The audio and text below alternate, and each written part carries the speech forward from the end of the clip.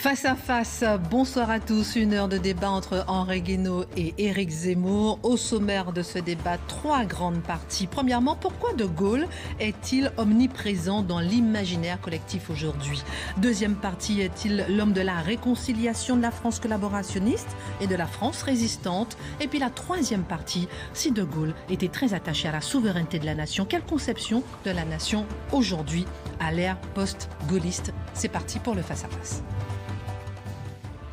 Bonsoir Henri Guénaud, bonsoir Éric Zemmour, merci beaucoup d'être là. Vous avez été l'un des artisans en 92 de la campagne du non au traité de Maastricht avec Charles Pasqua, Philippe Séguin. Vous avez été l'inspirateur de la campagne de Jacques Chirac sur la fracture sociale, c'était en 1995. Vous avez été commissaire général au plan, conseiller spécial de Nicolas Sarkozy à l'Élysée. Vous avez aussi été député et puis vous avez écrit ce livre, De Gaulle, le nom de tout ce qui nous manque, aux éditions du Rocher. Dans ce livre, vous expliquez comment les crises ressuscitent un besoin de gaullisme. En une phrase, mais évidemment, on peut dire beaucoup de choses. Donc, 3 parties ce soir. Première partie, pourquoi le général de Gaulle est-il omniprésent dans l'imaginaire collectif aujourd'hui, Henri Guénaud? Je crois que c'est très simple.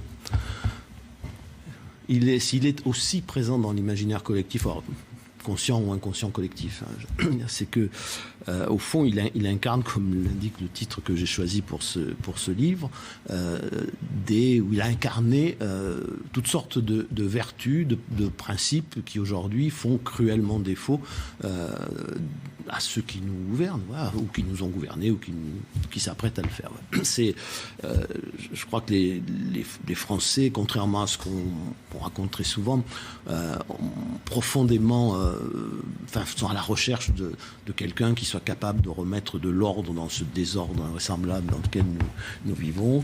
Ils veulent un chef, mais alors chacun a son idée du chef, mais c'est ce qu'il a incarné, ce qu'il a décrit d'ailleurs dans Le fil de l'épée, ce livre qu'il a écrit avant la Seconde Guerre mondiale, c'est-à-dire quelqu'un qui cherche à dominer les événements plutôt qu'à les subir.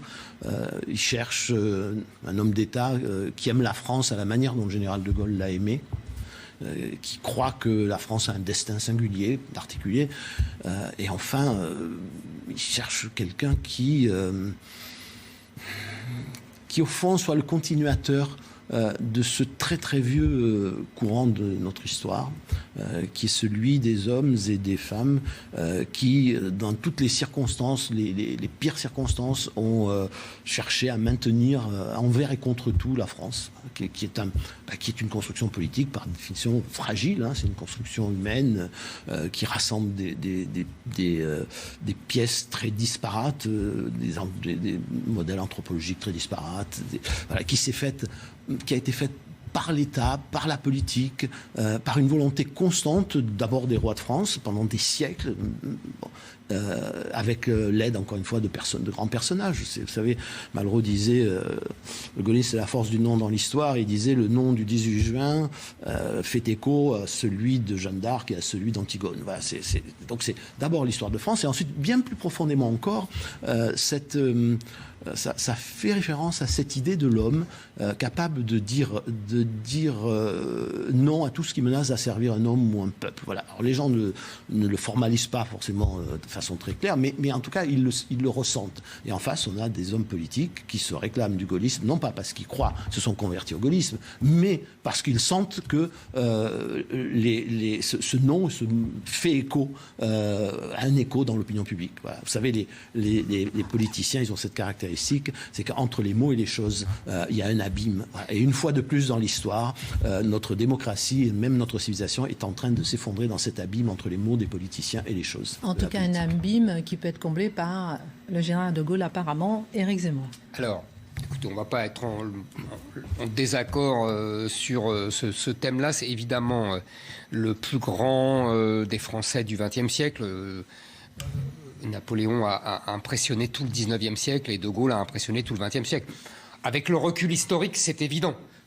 Il a été contesté, combattu, on a voulu le tuer exactement comme Napoléon. Donc si vous voulez, comme Jeanne d'Arc. Et avec le recul historique, c'est assez évident aujourd'hui. Donc ça, c'est plié. C'est la première nostalgie. C'est-à-dire qu'on avait un grand homme avec tous ses défauts et toutes ses qualités, et on l'a plus. Donc évidemment, on est avec des nains et on en souffre. Ça, c'est une première chose. Comme dit Henri Guénaud, il y a aussi le côté voilà ce qui nous manque. C'est-à-dire, en gros, qu'est-ce que c'est que le général de Gaulle? Si on veut résumer et synthétiser, c'est l'indépendance de la France, la souveraineté du peuple, l'autorité de l'État. En gros, ces trois thèmes-là, on les a tous perdus.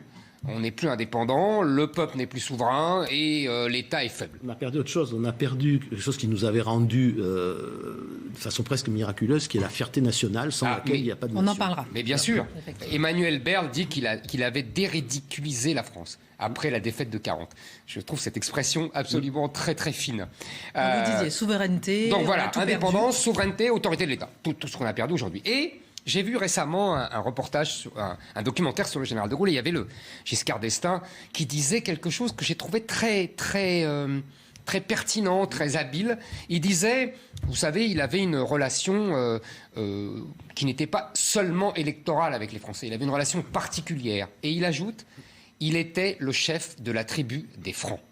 Et je trouve ça tout à fait, à la fois émouvant et intelligent. C'est-à-dire qu'il y avait comme ça quelque chose de l'ordre de l'homme monté sur le pavois. Voilà, je pense que c'est ça. Et c'est ça qui nous manque. Et alors, dernière chose, qui relève de l'habileté politique et de l'imaginaire, puisqu'on parlait d'imaginaire, de l'imaginaire français. L'imaginaire français, il est toujours façonné par la gauche.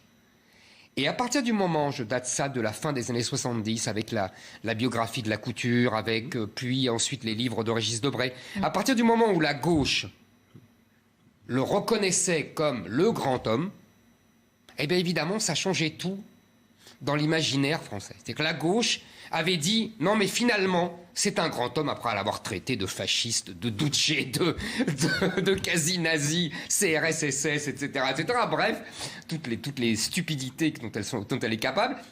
Et je pense que ce n'est pas négligeable.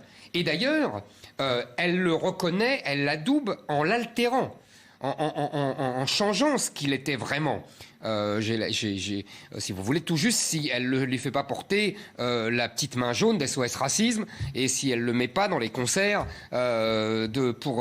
pour François Mitterrand. Mais ça fait rien. Dans l'imaginaire collectif, De Gaulle est passé par ce rite-là, et maintenant, la gauche ne le condamne plus, et donc tout le monde le regrette. On parlera de ses erreurs tout à l'heure. Parce que là, on est en train de dresser un portrait, mais on parlera de ses erreurs. Qu'est-ce que c'est quoi être gaulliste aujourd'hui? Est-ce que c'est suivre un certain catéchisme? C'est un mot que vous aimez employer pour dire. Absolument. Alors d'abord, juste une remarque sur la gauche et le général de Gaulle. Il y a une infinité de droites, mais il y a au moins deux gauches. Il ne faut quand même pas oublier qu'une de ces gauches-là n'a cessé d'enterrer le général de Gaulle et le gaullisme jusqu'à il n'y a pas si longtemps. C'est très récent. Il y a une gauche républicaine, nationale, qui elle, a redécouvert le gaullisme plus tôt, dans les années 70. Mais quand on voit, par exemple, Chevènement, Régis Debray, qui a écrit un des livres les plus admirables, et dans lequel il décrit une conversion au gaullisme, et qui n'est pas du tout une conversion factice, comme on en voit chez beaucoup de politiciens aujourd'hui, et où il dit on était quand même bien bête à l'époque. Il raconte par exemple que le général de Gaulle est venu un jour à Normal Sup où il était élève, et que les élèves s'étaient entendus pour ne pas serrer la main du général de Gaulle. Il dit, nous étions bien bêtes. Et puis il dit quant à ceux qui criaient CRS-SS, il n'y a plus rien à dire. Ça c'est une vraie conversion d'une partie de la gauche qui n'oubliait quand même pas que le programme du Conseil national de la résistance, il avait été porté par De Gaulle, que la sécurité sociale c'était De Gaulle, l'assurance chômage c'était De Gaulle, le pacte social et civique républicain qui essayait de réconcilier l'histoire de France, c'était De Gaulle. Après, il y avait toute une gauche qui n'a d'ailleurs pas tout à fait désarmé. Elle n'a pas désarmé sur les institutions. On nous promet toujours la 6e République, c'est-à-dire le retour probablement au errement de la fin de la 3e et de la 4e. Et puis, il y a cette gauche qui est devenue prépondérante dans la gauche politique, qui est la gauche des mœurs, la gauche qu'on appelle sociétale, mais j'aime pas ce mot, la gauche de société, qui, elle, alors, n'a vraiment plus... encense le général, mais piétine le gaullisme. Mais c'est ce que j'ai dit. Elle a altéré sa mémoire. Et d'ailleurs, c'est un des problèmes. C'est qu'on a du mal désormais, c'est comme la République, ça ne veut plus rien dire. Et donc on a beaucoup de mal à établir des règles, et vous parliez de catéchisme, on va essayer de définir ça, mais on a beaucoup de mal à établir, parce que d'abord le général de Gaulle refusait toute doctrine, puisqu'il considérait que l'important c'était l'adaptabilité aux circonstances, même s'il y avait des principes évidemment. Il disait, c'est pas pour ça, c'est pas pour autant que je marche sans savoir où je vais. Voilà, mais d'accord, on est d'accord. Mais moi je crois que le gros problème, ce n'est pas ça. Le gros problème, c'est que des gens se prétendent gaullistes en disant le contraire de ce qu'a fait et ce qu'a dit le général de Gaulle. Et il y a beaucoup d'exemples, et en particulier des gens de gauche. Donc ça, c'est et de droite. Absolument, et de droite. Alors, messieurs, c'est quoi être gaulliste aujourd'hui? Le vrai? Ah, aujourd'hui? Alors, pour moi, mais chacun peut avoir sa définition du gaullisme. Et moi, je ne distribue pas des brevets sur la définition du gaullisme. Pour moi, aujourd'hui, on est gaulliste quand on considère que cette histoire, parce que c'est une histoire, hein, c'est pas un catéchisme, c'est pas une doctrine, c'est une histoire qui a commencé le 18 juin 40, même s'il a écrit des choses avant, voilà, et qui s'est achevée en 69 quand il est parti à la suite du référendum perdu sur la régionalisation et la réforme du Sénat. On est gaulliste parce que cette histoire-là nous parle encore, parce que nous pensons que cette histoire-là a quelque chose à nous dire sur notre présent et sur notre avenir. Voilà, ils sont anti-gaullistes, tous ceux qui considèrent soit que cette histoire a été épouvantable, c'était une chimère, la France de Gaulle c'est une chimère, la France d'ailleurs pour eux est une chimère, hein, on les voit aujourd'hui, ils tiennent le haut du pavé, soit parce qu'ils considèrent que c'est le passé et qu'il n'y a plus rien à en tirer, ce qui est la maladie de notre époque d'ailleurs, hein, tout commence avec nous. On parlera de l'histoire voilà. Tout à l'heure. Oui. Et donc tout ça ne sert plus à rien. Ceux-là, ce sont les anti-gaullistes. C'est d'ailleurs probablement eux qui redonnent au gaullisme le plus de force. Vous savez, en politique, les choses se définissent souvent beaucoup mieux par ce à quoi elles s'opposent que par elles-mêmes. Voilà. C'était Malraux qui définissait la résistance. Il disait, au fond, les résistants, c'était ceux qui croyaient, ceux qui pensaient que ceux qui croyaient à cette fierté mystérieuse dont ils ne savaient au fond qu'une seule chose, c'est que la France à leurs yeux l'avait perdue. Voilà. Et on sait pourquoi on sait ce qu'est le gaullisme. D'abord parce qu'on sait ce qu'est, on va peut-être être en désaccord, le pétainisme, la collaboration. On parlera justement, effectivement, parce qu'il y a beaucoup de choses à dire. Alors moi, j'essaierai d'être plus prosaïque. J'ai dit tout à l'heure indépendance de la nation, souveraineté du peuple et autorité de l'État. C'est les leçons qu'on tire. Enfin, moi je tire de cette histoire. Ouais. Et donc, être gaulliste aujourd'hui pour moi, c'est essayer de rétablir ces trois thèmes. Et aujourd'hui, si vous voulez, c'est être, alors avec les mots d'aujourd'hui, ça voudrait dire souverainiste, ça voudrait dire populiste, ça voudrait dire tout ça. C'est-à-dire qu'aujourd'hui, De Gaulle ne serait pas traité de fasciste comme c'était dans le langage politique des années 50, 60, etc., mais il serait traité de populiste, il serait traité comme un type qui veut rétablir les droits de la démocratie du peuple contre ce qu'on appelle avec 10 000 guillemets l'état de droit. C'est quelqu'un qui veut rétablir l'autorité de l'État contre les droits des individus. Et c'est quelqu'un qui veut rétablir l'indépendance de la France contre le multilatéralisme, contre tous les machins d'organisation, l'Union européenne, l'ONU, etc. Moi, je crois que c'est ça aujourd'hui qu'être gaulliste. Et donc, on voit bien que tous les gens qui sont traités de populistes, tous les gens qui sont traités de la, comment dit Macron, la lèpre populiste et la lèpre nationale populiste, je pense qu'il dirait ça, lui, du général de Gaulle. Et il ajouterait d'ailleurs que, et d'ailleurs c'est ce qui était dit à l'époque aussi, que le général de Gaulle est un ringard, que le général de Gaulle est passéiste, que c'est un homme du passé. Quand, par exemple, il appelait l'URSS la Russie, tout le monde se moquait de lui, alors qu'aujourd'hui on a la Russie. Vous voyez, les hommes du passé sont souvent prophétiques, mais ça, les modernes ne le comprennent jamais. On parlait de Régis Debray. Régis Debray m'a appris un jour que tous les révolutionnaires en fait, avaient les yeux rivés sur le passé et étaient d'abord des nostalgiques et voulaient restaurer un âge d'or du passé. Donc, vous voyez, donc De Gaulle était révolutionnaire. Mais aujourd'hui, il serait traité comme je vous l'ai dit. Moi, c'est ça, je pense, le gaullisme. Est-ce qu'on peut encore être gaulliste, Henri Guénaud, dans le monde moderne, comme disait Éric Zemmour, celui du multiculturalisme, ce que vient de dire, latéralisme, ce que vient de dire Éric Zemmour, de l'Europe, etc. En continuant, moi, le gaullisme se définit très bien par son a contrario, hein, par son contraire. Depuis que je m'intéresse à la politique, alors ça fait très longtemps enfant, mais que je la fréquente. L'âge de 8 ans. Voilà, il est tombé amoureux de Gaulle à l'âge de 8 ans. Oui, enfin amoureux, non, mais quand j'ai lu dans un livre d'histoire à l'âge de 8 ans, la France a perdu une bataille, la France n'a pas perdu la guerre, oui, je suis devenu gaulliste. Alors, un gaulliste naïf, gaullisme naïf, celui d'un enfant, mais après, il y a eu mai 68, vu de ma province, et puis, qui paraissait quand même quelque chose d'assez faramineux, et puis le retour du général de Baden-Baden, etc. Bon, bref, et la mort du général de Gaulle, avec ce mot fantastique de Georges Pompidou, qui vient annoncer aux Français que de Gaulle est mort. Il dit « De Gaulle est mort, la France est veuve ». Alors, j'ai tendance à dire aujourd'hui, et depuis elle ne s'est pas remariée, mais le veuvage commence à lui peser beaucoup. Voilà. Voilà. Mais à contrario, Éric Zemmour a prononcé le mot que moi j'entends depuis que je m'intéresse à la politique, c'est un ringard. Voilà.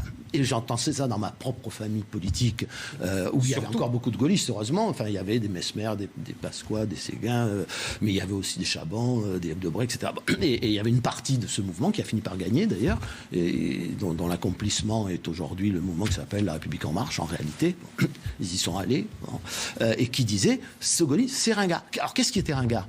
Les frontières, c'est ringard. La nation, c'est ringard. L'État, gaullien, napoléonien, un peu jacobin, etc., mais qui est consubstantiel à l'histoire de France, c'est ringard. L'autorité, pas seulement de l'État, l'autorité, c'est ringard. La verticalité du pouvoir, c'est ringard. La France une et indivisible, c'est ringard. Le modèle républicain, quand on donne son vrai sens, enfin le sens qu'il a dans l'imaginaire français, c'est ringard. Enfin voilà, tout ça c'était ringard. La souveraineté du peuple, évidemment, c'est ringard. L'indépendance de la nation, c'est ringard. Vive le Québec libre, c'est ringard, etc. Bon, eh bien voilà, être gaulliste aujourd'hui, c'est penser que tout ça, ça n'est pas ringard. Et quand on regarde le monde tel qu'il est, on se rend compte que ça n'est pas du tout. Mais je voudrais rajouter quelque chose sur ce sujet. Au fond, qu'est-ce qui nous arrive ? Il nous arrive que un certain nombre de gens ont oublié la nature humaine, ont oublié les permanences de l'histoire, ont oublié par exemple que les ressorts de l'autorité, les ressorts de la légitimité, les ressorts du pouvoir, puis la condition humaine n'ont pas profondément changé.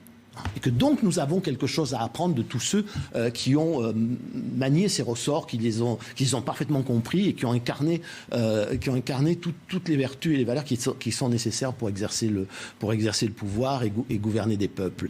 Et aujourd'hui, nous redécouvrons dans la crise, face à la tragédie, parce que c'est inséparable de l'idée que l'histoire est tragique. Nous redécouvrons que ça n'a pas beaucoup changé et qu'on nous a amenés dans une impasse qui va nous coûter probablement très très cher. Éric Zemmour. Non, mais on peut continuer comme ça. On est tout à fait d'accord sur ce sujet.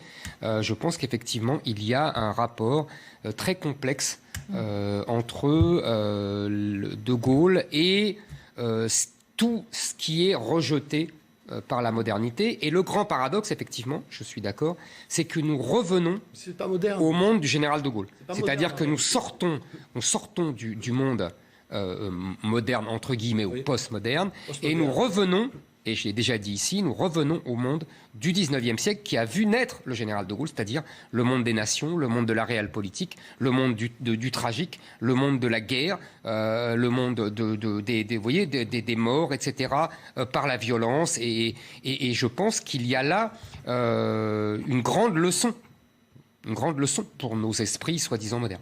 Alors justement, on va s'arrêter un peu sur De Gaulle face à l'histoire.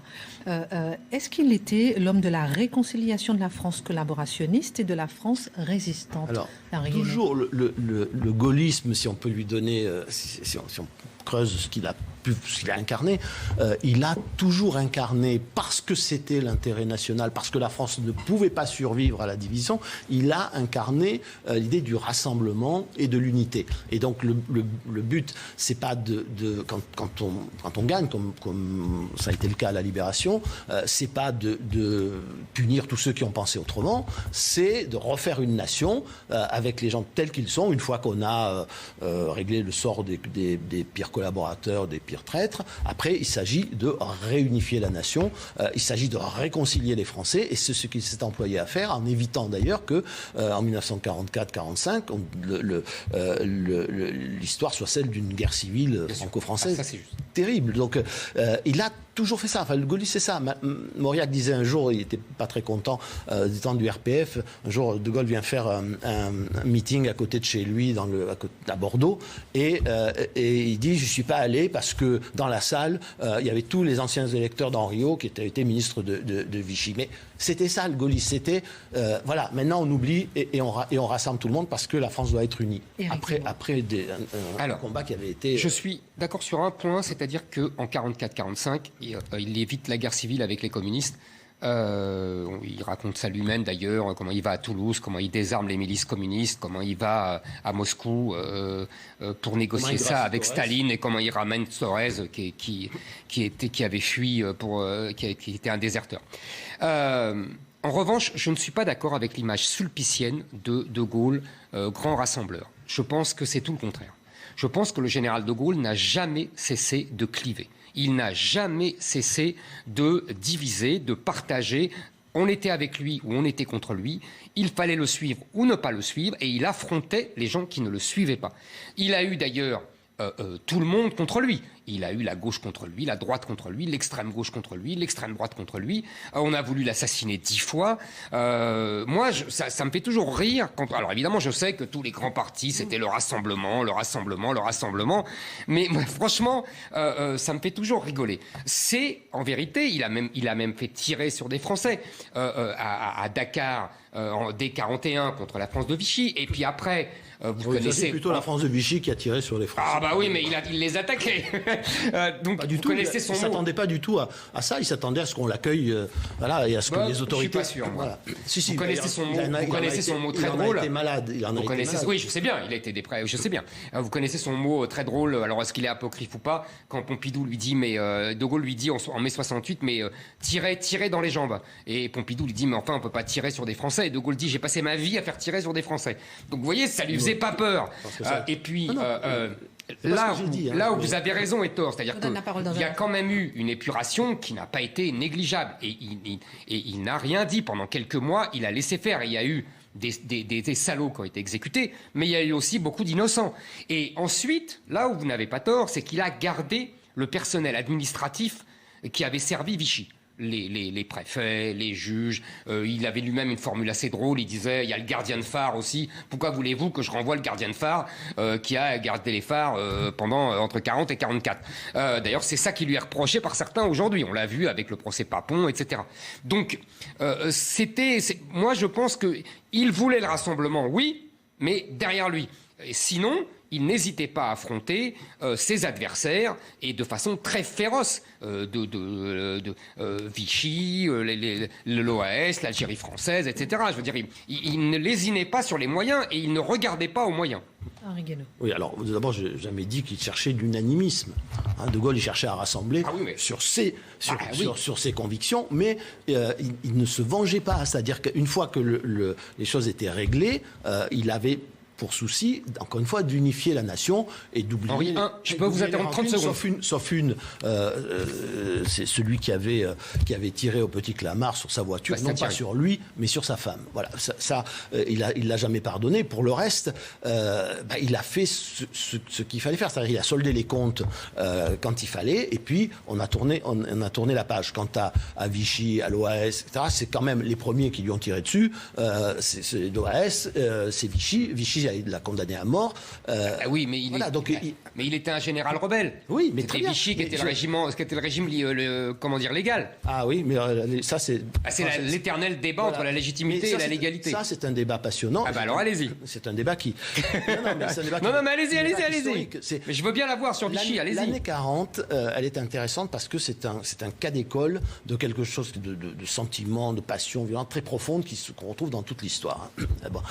On a d'un côté Vichy, enfin ce qui n'est pas encore Vichy d'ailleurs en juin, hein, mais c'est-à-dire les chefs militaires et les chefs politiques qui ont mené la France au désastre. C'est-à-dire ils ont tout fait pour ça, pas forcément volontairement, mais ils ont tout fait pour ça. On se retrouve avec le maréchal Pétain et les généraux qui ont bâti la doctrine militaire qui nous a conduit au désastre.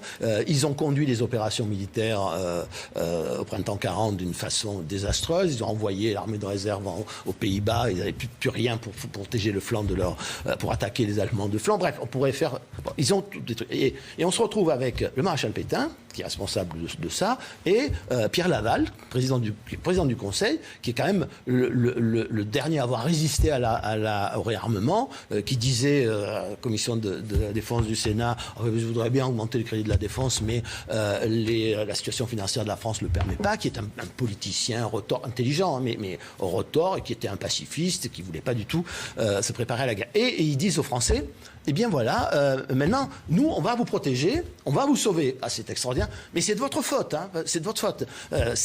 Français, vous devez expier vos fautes, disait le maréchal. Français, ça va peut-être vous rappeler quelque chose, ça a peut-être un écho avec ce qui se passe aujourd'hui, parfois, même si on n'est pas en guerre. Enfin, on n'est pas en guerre, on n'est pas occupé par les nazis. Il dit, mais le maréchal Pétain dit, nos relâchements, écoutez bien le mot, nos relâchements sont la cause de notre défaite. La cause de notre défaite, elle est aussi dans l'esprit de jouissance qui a fait oublier l'esprit de sacrifice, etc. Bon, donc c'est la politique de la peur. Voilà, c'est je vous fais peur, j'organise la défaite. Après, je vous dis voilà, maintenant vous devez être obéissant parce que vous avez fauté.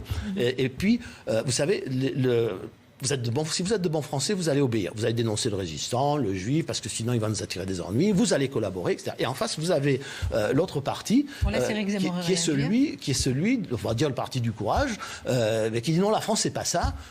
C'est pas les Français qui ont fauté, ce sont les chefs, et la guerre elle n'est pas perdue. Voilà. Mais c'est vieux comme le monde. Alors, je ne m'inscris pas dans cette dichotomie. Et que je trouve trop simple, trop manichéenne. C'est-à-dire que, d'abord, c'est très difficile de discuter de toute cette période parce que les responsabilités sont enchevêtrées. C'est pas Pétain qui a perdu la guerre en 40, c'est plutôt Gamelin et plutôt la République. Enfin, il était très longtemps, jusqu'à quelques années avant la guerre. Non, les années 20, pas les années 30. Le Conseil supérieur de la guerre. Voilà. C'est quand même Pétain qui a gagné en 17 et en 18. Ça n'efface ça, le général de Gaulle le reconnaissait lui-même. Ça n'efface pas 1917-18. Deuxièmement, ça n'excuse rien. Non, mais je comprends bien. Mais c'est pas Pétain qui a perdu la guerre, c'est la République. D'ailleurs, le général de Gaulle disait ça. Il était furieux contre la République. Il était furieux contre les chefs républicains. Vous dites Laval. Oui, Laval a baissé les crédits militaires, mais il a aussi tenté une stratégie d'alliance avec l'Italie et avec l'URSS. Que les Anglais et nos successeurs nous ont magnifiquement détruites. Le général de Gaulle lui-même dit que, en fait, quand vous dites avec ironie, oui, on va vous protéger, oui, ils ont protégé. Moi, je pense qu'il y a, en fait, la différence entre le général de Gaulle et le maréchal Pétain, entre Londres et Vichy, elles sont très simples. C'est Mauriac qui dit de Gaulle pense à la France, Pétain pense aux Français. Moi, je dirais, de Gaulle, c'est la poésie, c'est-à-dire l'honneur, c'est-à-dire le magnifique élan de la chevalerie. Et en face, on a la prose, le prosaïsme d'un État qui doit effectivement protéger les Français, les nourrir, etc. Je pense qu'il n'y avait pas d'issue à l'armistice. Je pense qu'on ne pouvait pas continuer à se battre. Je pense que l'armée française était écrasée. Je pense que les Français n'auraient pas supporté une deuxième guerre aussi longue et dure et coûteuse en hommes qu'en 14. Je pense qu'ils ne voulaient pas se battre comme en 14. Je pense en plus, qu'est-ce que vous auriez fait? L'armée allemande était vraiment la meilleure du monde. En 40, elle aurait battu n'importe quelle armée. L'américaine, l'anglaise, la russe, s'il y avait eu des matchs, si j'ose dire, d'un à un. Comme exactement la grande armée de Napoléon au XIXe siècle était invincible. Il n'y a que les grandes étendues russes qui ont détruit ces deux armées. Mais c'est tout. Sinon, l'armée allemande était la meilleure du monde. Aron le dit partout. Et qu'est-ce que vous auriez préféré pour vous battre? Brûler Paris pour faire comme les Russes qui avaient brûlé Moscou? Est-ce que vous pensez qu'on serait vraiment pouvoir se replier dans le réduit breton? Non. Et je dirais même plus. Premièrement, la zone libre a été très utile. A été très utile pour les résistants. A été très utile pour les Juifs.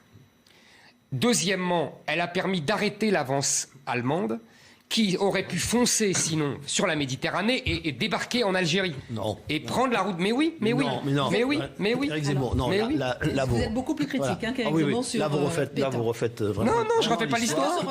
C'est à un moment donné, la question s'est posée. Paris ne risquait pas d'être brûlé. De toute façon, Paris avait été déclaré ville ouverte bien plus tôt. Quand la question s'est posée, que le gouvernement était à Bordeaux, et la question s'est posée au moment où Pétain a succédé à Paul Reynaud.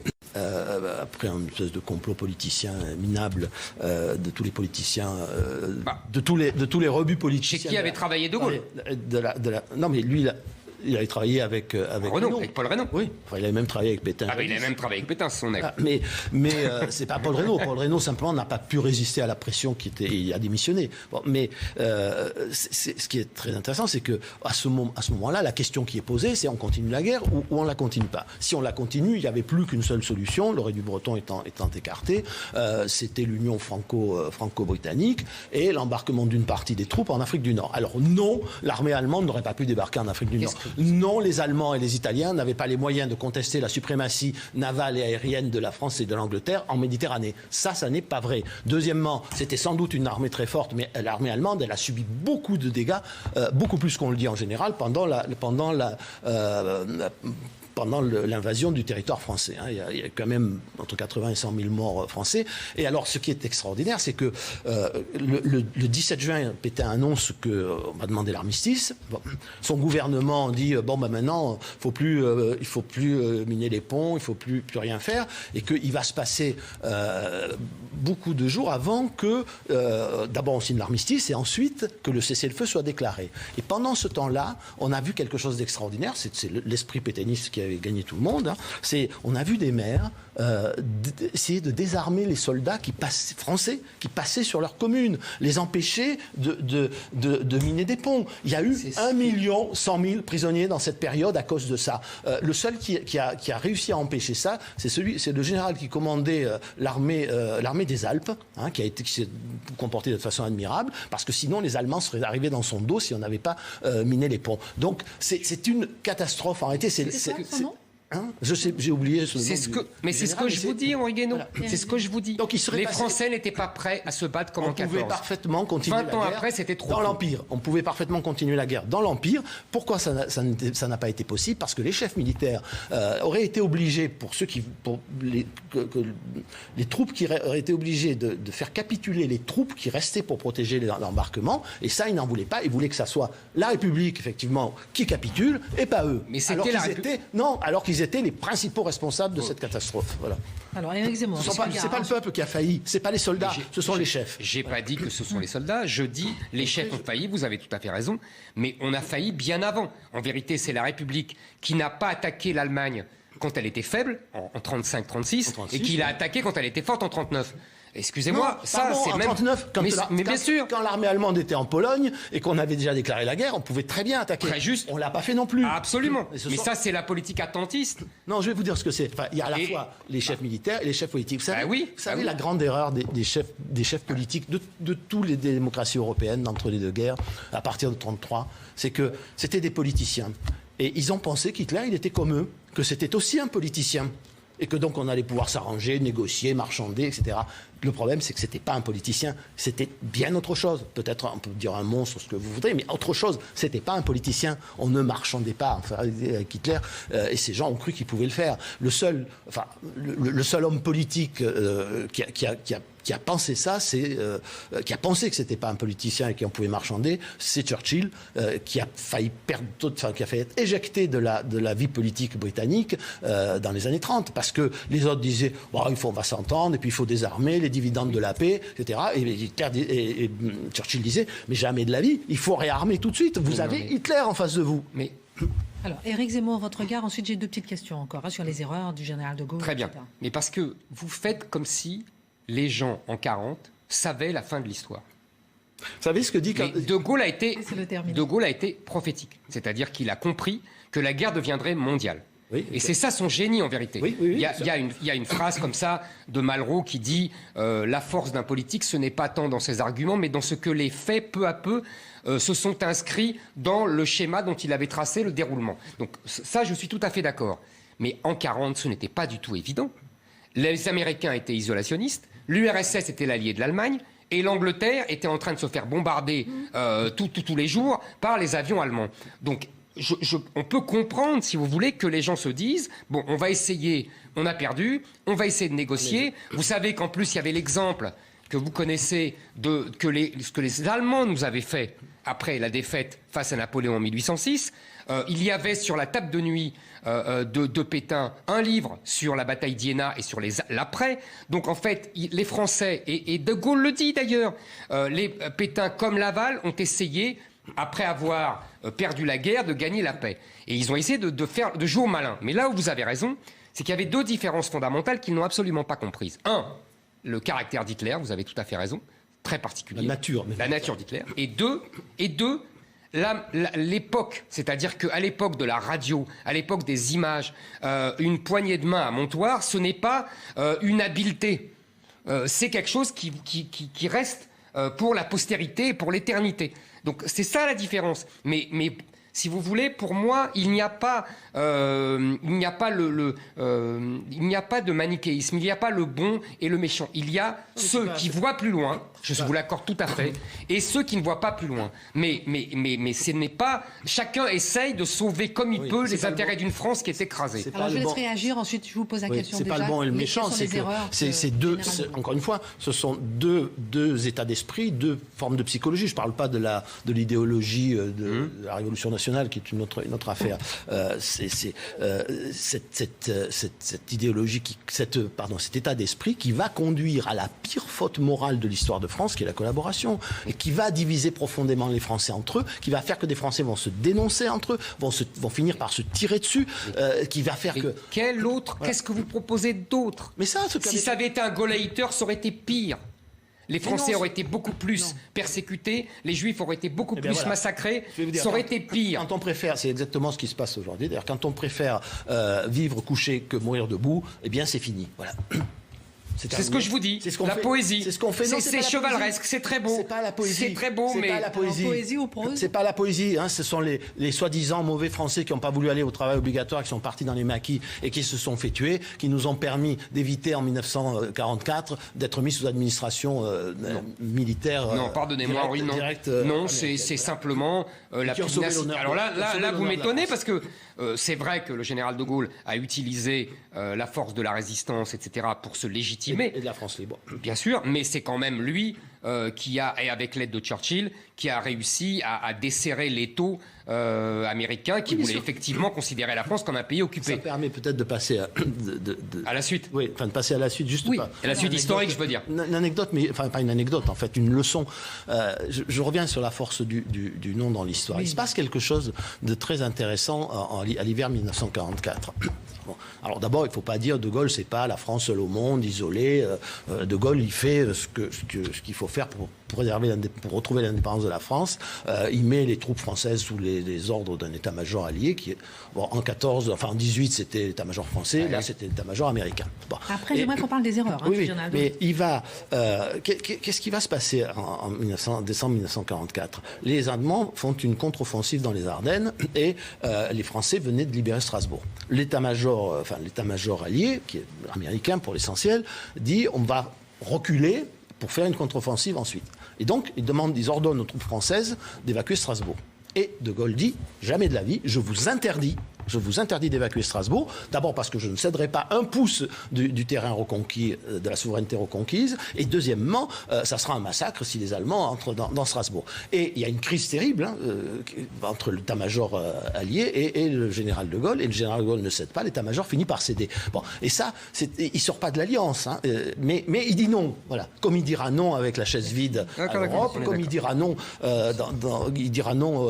aux Américains pour ne pas se laisser entraîner dans une guerre qu'il n'aurait pas voulu en quittant les organes militaires intégrés sans quitter l'OTAN. Voilà. Et c'est cette force du non que nous avons perdue. Alors, vous ne voulez pas répondre à ma question sur les erreurs du général de Gaulle? Si, mais les erreurs, il y en a. Donc je m'adresse à Éric Zemmour. Non, vous allez répondre après. Alors, les erreurs. On partage un peu le temps de parole. Les erreurs. Quelles sont ces erreurs? Alors, on peut dire d'abord les erreurs politiques, mais il l'a reconnu lui-même. Son départ en 1946, il était persuadé que tout le monde allait se jeter à ses pieds pour aller le chercher, et personne n'est allé le chercher, et ça a duré 12 ans. Ça, c'est une première chose. Deuxièmement, la création du RPF, ça se discute. Certains disent que c'est une erreur, d'autres pas une erreur. Bon. Quand il est au pouvoir, la réquisition des mineurs en 63, il a reconnu lui-même que c'était inutile. Ça, c'est intéressant, justement, très intéressant. Parce qu'il dit, à un moment donné, ça marche pas. Exactement. Et donc, il s'arrête. C'est les mineurs qui sont en grève, et De Gaulle dit, on les réquisitionne. Oui, comme Reagan avait fait avec les aiguilleurs du ciel dans les années 80. Mais quand ça marche pas, il s'arrête. Et il y a quelque chose, alors on parlera de l'Algérie qui est un cas à part, c'est bon. Mais il y a quelque chose qui m'a toujours frappé, et j'ai découvert que Mauriac avait été le seul, à ma connaissance, à le noter. C'est-à-dire qu'il y a chez le général de Gaulle un goût et une passion pour la modernité. C'est-à-dire qu'il veut industrialiser, il veut moderniser le pays. Il est hanté par la défaite de 40, il est hanté par la France d'avant la défaite de 40. Et qu'est-ce que c'est que la France d'avant la défaite de 40 ? C'est une France qui se veut équilibrée, qui ne veut pas de gigantisme, qui ne veut pas trop d'industrie, qui ne veut pas trop de grandes villes. C'est la défense des petits. Les radicaux sont les spécialistes de ça. Et il y a, je trouve, dans la politique du général de Gaulle, un acharnement contre les petits paysans, petits agriculteurs, petits commerçants. Vous voyez, tous ces gens. Et, par exemple, il va industrialiser l'agriculture. Il va favoriser, dans les années 60, les grandes surfaces au détriment des petits commerces. Il va construire ces villes nouvelles affreuses. Et je dis, Mauriac, dans le bloc-notes, dit « Mais comment un homme comme le général de Gaulle, qui aime autant la France, peut, à ce point, l'enlaidir ?» Et ça, c'est quelque chose, je vous assure, qui me mine. Je pense que là, il y a une contradiction, mais que je comprends. Elle est historique. Je pense que c'est la France d'avant 40 qu'il voulait éradiquer. Mais le résultat, c'est qu'aujourd'hui, vous voyez, on pleure. Après, il n'y a plus de paysans, il y a l'écologie, il y a les centres-villes qui sont désertés. Tout ça, c'est la politique des années 60. Il nous reste environ 20 minutes. Non, tout ça, c'est les 30 Glorieuses. Les 30 Glorieuses, bah oui.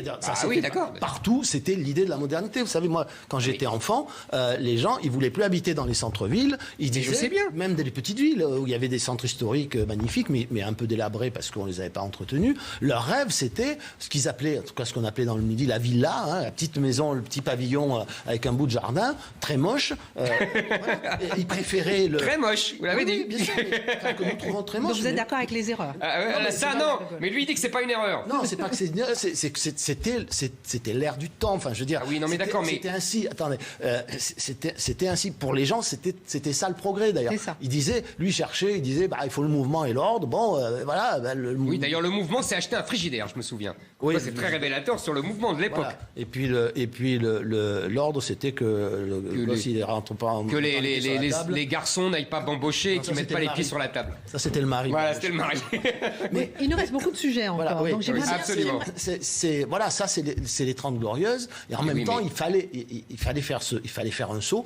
On a su qu'après que tout ça était horrible, les grandes cités, etc. À l'époque, les gens, ils avaient pour la première fois de leur vie le chauffage central, l'eau courante et la salle de bain, la cuisine. Alors, etc. messieurs, voilà. Alors, avant de parler de la nation.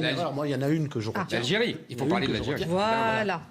Et on va parler de la nation, la souveraineté de la nation. Dans un instant, on parle de l'Algérie. L'Algérie n'est pas une erreur, mais ce qui a été une faute pour moi, et ça, c'est ma France, c'est pas celle de Vichy, c'est la mienne, c'est celle que c'est celle que j'adore.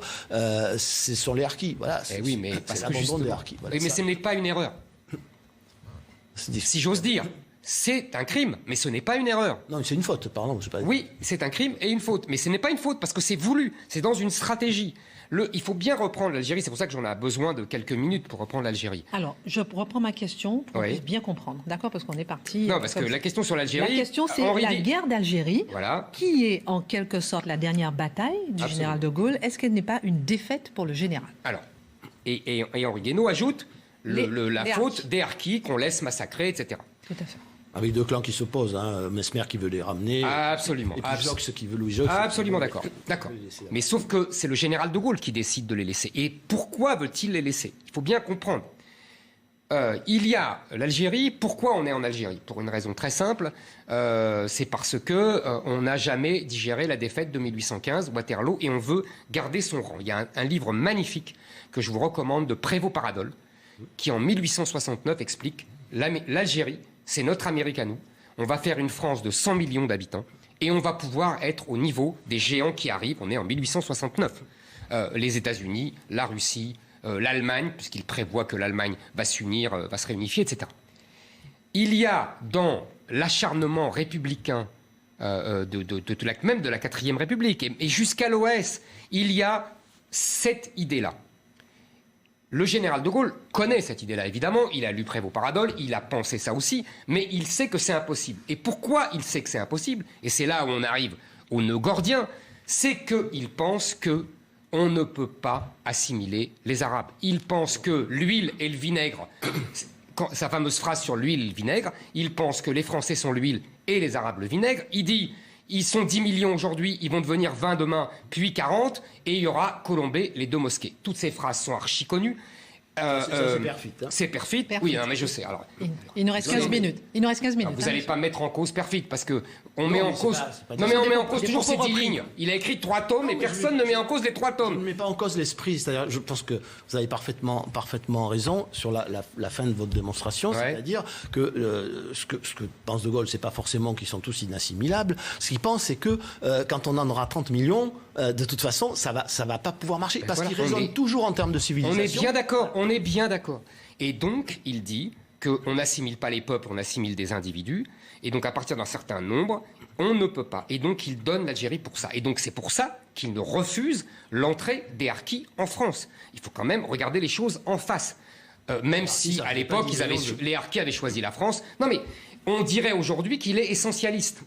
Bah oui, je suis désolé de vous le dire, mais c'est comme ça. Il est essentialiste. Mais d'ailleurs, quand il dit la Russie pour l'URSS, il est aussi essentialiste. Il pense que les cultures sont essentielles. Exactement. Il pense qu'il y a des peuples, il pense qu'il y a des racines, il pense qu'il y a des cultures, il y a des civilisations. Il pense que l'islam est une autre civilisation. Je vous ai apporté le fameux texte de Malraux, que je relis régulièrement, qu'il écrit en 56, dans laquelle il dit, vous savez, la phrase que je cite tout le temps, qu'est-ce qu'une civilisation? C'est tout ce qui s'agrège à une religion. Et il explique que la montée de l'islam est comparable à la montée du communisme sous Lénine, et il finit sa page, il parle des musulmans, ils préféreront conserver leur misère à l'intérieur d'une communauté musulmane, leur sort sans doute restera inchangé, nous avons d'eux une conception trop occidentale, aux bienfaits que nous prétendons pouvoir leur apporter, ils préféreront l'avenir de leur race.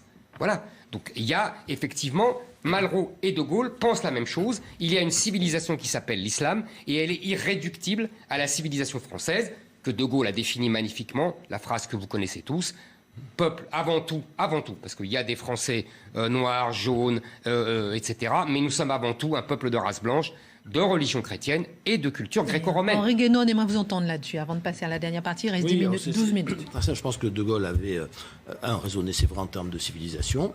2, il savait qu'il n'y avait pas d'issue, parce que la démographie, de toute façon, condamnée...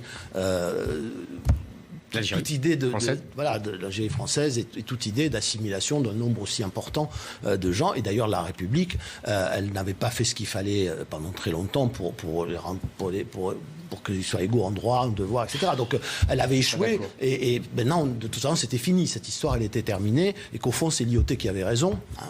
Puisque Lyautey avait toujours dit, et il l'a montré d'ailleurs au Maroc, où il a laissé une empreinte, et toujours dit, ces peuples un jour retrouveront leur indépendance. Et en plus, De Gaulle croyait quand même à l'idée que les peuples cherchaient toujours à être indépendants. Donc voilà, à un moment donné, après avoir hésité, réfléchi, parce que c'était une tragédie. Je crois qu'il avait parfaitement intégré cette dimension tragique, mais à un moment donné, il s'est dit, il n'y a pas d'autre issue. Voilà. Bon. Et il a fait, avec des souffrances que moi, je comprends très bien. Je veux dire, il y a eu des souffrances terribles. Il y a eu cette jolie très belle page dans le premier homme de Camus. On voit le vieil agriculteur, le vieux viticulteur qui arrache sa vigne. On lui demande d'évacuer, commence par arracher sa vigne, et un officier vient lui dire, mais pourquoi vous faites ça? Et il dit, parce qu'on nous a dit que tout ce que nous avons fait était sauvage, meurtrier, etc. Donc j'enlève tout. Voilà. Je comprends. Éric Zemmour. Mais parce que je pense que là aussi... Mais il n'y avait pas d'autre issue. Non, mais moi je suis d'accord. Je ne dis pas qu'il y avait une autre issue. Je dis simplement que, d'abord, il n'a pas hésité dans un comportement machiavélien pour revenir au pouvoir et tromper les gens qui étaient partisans de l'Algérie française et qui ont cru qu'il allait sauver l'Algérie française.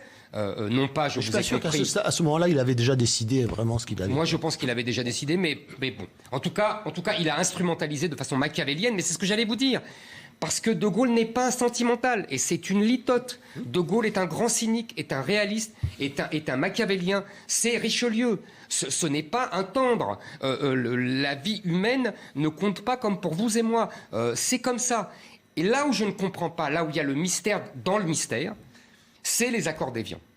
C'est-à-dire que non seulement il donne le pouvoir à une bande de terroristes, parce que le FLN, c'était quand même des gens qui ont mis des bombes partout, qui ont assassiné des civils et des innocents. Ce n'est que ça, ils n'ont jamais affronté l'armée française en face. Et deuxièmement, il brade tellement les accords d'Évian qu'il ouvre la porte à une immigration maghrébine par les accords d'Évian, algérienne, alors que justement il a donné l'Algérie et on a perdu le Sahara et donc le pétrole qu'on avait découvert à cause de ça.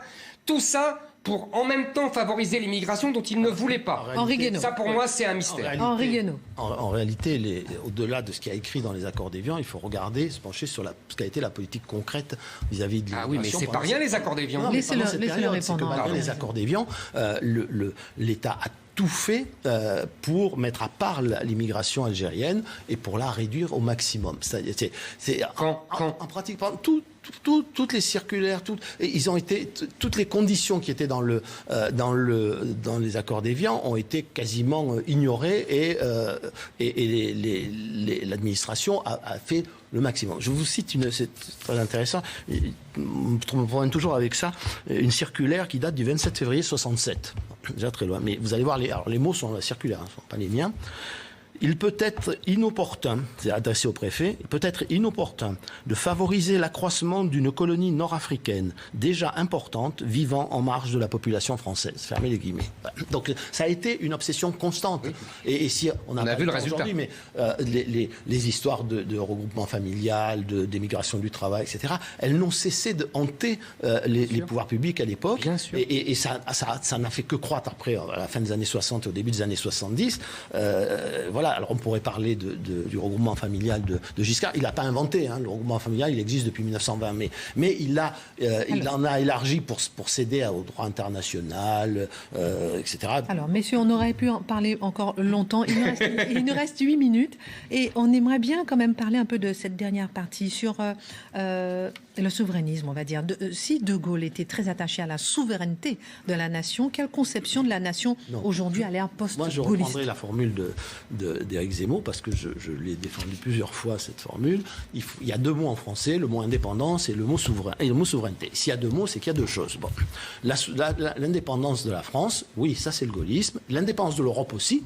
Pas la souveraineté de l'Europe, l'indépendance de l'Europe, c'est-à-dire les États se coalisent pour défendre leur indépendance par rapport au reste du monde. La France défend elle-même sa propre indépendance, ne serait-ce que parce que, comme disait Malraux, la nation c'est la volonté de se défendre.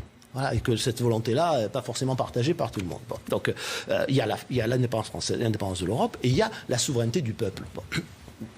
Et ça, c'est autre chose. C'est l'origine du pouvoir. C'est le fait de garder le pouvoir de décider soi-même, quelles qu'en soient les circonstances et les conséquences, de garder le droit de décider de son destin. Voilà. Donc, il est pour l'indépendance de la nation et la souveraineté du peuple.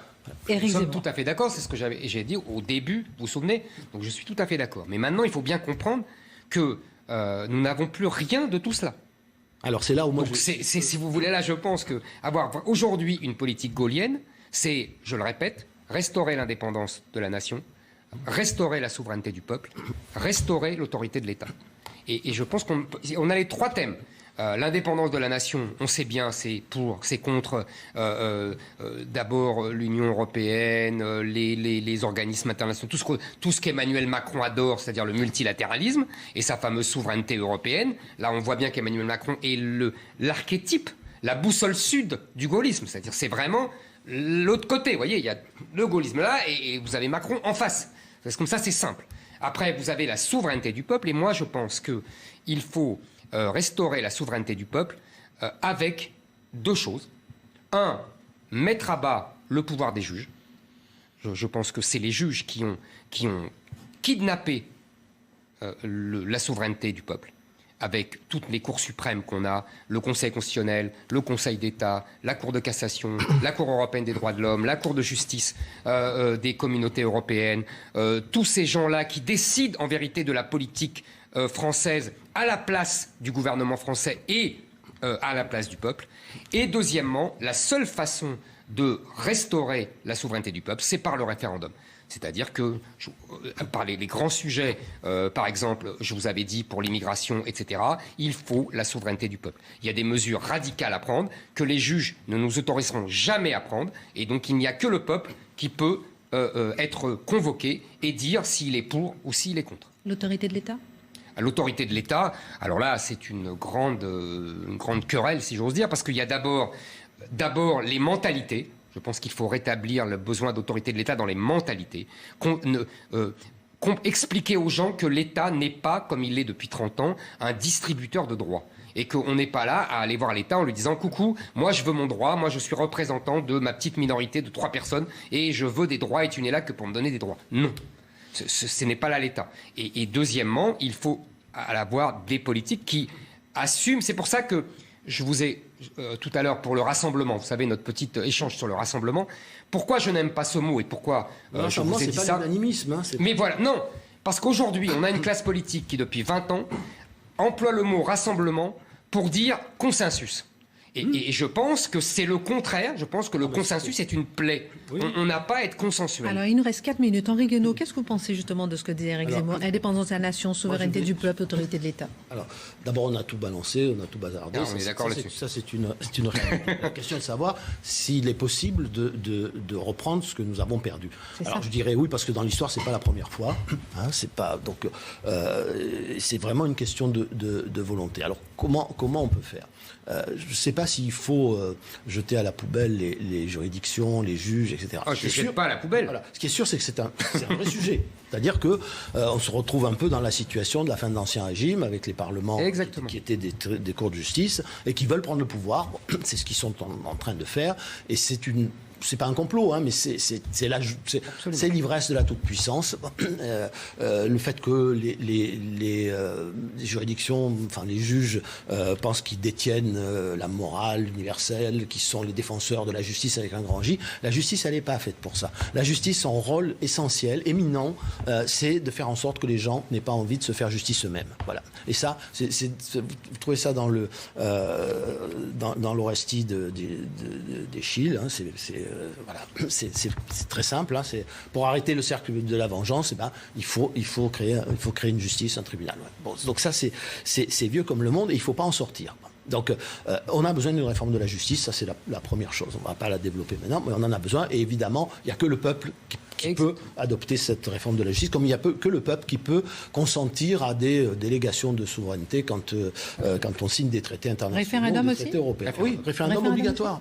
Obligatoire. Il faut que dans la Constitution, pour ce genre de sujet, on ne puisse plus passer par le Congrès. Voilà, c'est ma conviction, et c'est les leçons que je tire, moi, de mon expérience proche du pouvoir. Bon, comment peut-on faire vis-à-vis des juridictions nationales ou internationales qui font le droit dans ce qu'on appelle aujourd'hui le dialogue des juridictions. C'est fantastique. Hein, donc aujourd'hui, on ne fait pas la démocratie, fait pas le droit par la démocratie. 2 minutes. Mais la démocratie par le droit. Alors, il n'y a pas besoin de sortir de la Déclaration des droits de l'homme ni de la Cour européenne des droits de l'homme. Non, il suffit de réapprendre à dire non. C'est-à-dire, il y a des jugements de la Cour européenne des droits de l'homme où il faut dire non, je ne les appliquerai pas. Voilà. Vous savez, il y a une époque pas si ancienne où Jospin et Delors avaient adressé une lettre à M. Hollande pour lui dire la Cour européenne des droits de l'homme a pris cette décision sur la GPA, etc. Il ne faut pas l'appliquer. Voilà, Jospin, Delors, il ne faut pas l'appliquer. La capacité de dire non, voilà, de dire là je veux pas. Il y a beaucoup de choses en Europe pour dire, et pour se protéger de l'action des juridictions pour ce qui concerne autre chose que l'État, parce qu'elles ont des juridictions, tout le monde peut y recourir. Eh bien, il y a une solution très simple, c'est qu'il faut remettre dans la Constitution ce qui avant allait de soi, qui est la supériorité du droit national sur le droit communautaire ou le droit international. Il nous reste 30 secondes. En privilégiant la dernière volonté du législateur. C'était exactement quand nous étions étudiants, on apprenait ça, c'était la jurisprudence du Conseil d'État, vous vous souvenez? Voilà. C'était le principe qu'on nous enseignait. Il faut le remettre dans la Constitution et il faut l'utiliser évidemment avec discernement. Il ne s'agit pas de créer une crise tous les matins. Henri Guénaud, je vous laisse 10 secondes pour donner le mot de la fin tout à l'heure, mais Éric Zemmour, 30 secondes, chère Christine, on en a parlé. On en a déjà parlé et on est tout à fait d'accord là-dessus. Je pense qu'on a un seul problème, c'est que les juridictions nationales obéissent aux juridictions internationales. Et donc, effectivement... Pas toujours. Mais pas toujours, c'est vrai, mais souvent. En tout cas, elles se considèrent... C'est vrai. Mais elles se considèrent, en tout cas, comme membres d'une hiérarchie. Et donc, on a un vrai problème. Et je pense... Mais c'est simple, on a une seule solution, le référendum. Et il faut l'utiliser sur tous les grands thèmes qui, on le sait, nous opposeront à la jurisprudence des juges. Dernier mot, 10 secondes, on a terminé. Oui, enfin, la Cour suprême espagnole a dit je me fiche de savoir quelle est l'attitude de la Cour européenne, de la Cour de justice européenne sur vous savez, les députés. Oui, la Cour allemande aussi, la Cour de grâce allemande aussi. Merci, messieurs. Une dernière chose, c'est que, et ça c'est un sujet pour un autre débat, c'est qu'il faut arrêter pour l'autorité de l'État de s'aplatir devant toutes les minorités agissantes. Et il faut, moi je pense qu'entre l'idée qu'on ne peut pas du tout assimiler et qu'on va aller vers la guerre civile, il faut tout faire, c'est un impératif moral catégorique pour éviter d'en arriver à la violence qui nous pend au nez. Et pour ça, il faut remettre en ordre une politique d'assimilation ferme. Voilà. Merci. Déjà trop tard pour bien du monde. Merci beaucoup. Excellente suite de programme sur CNews et encore merci pour ce débat.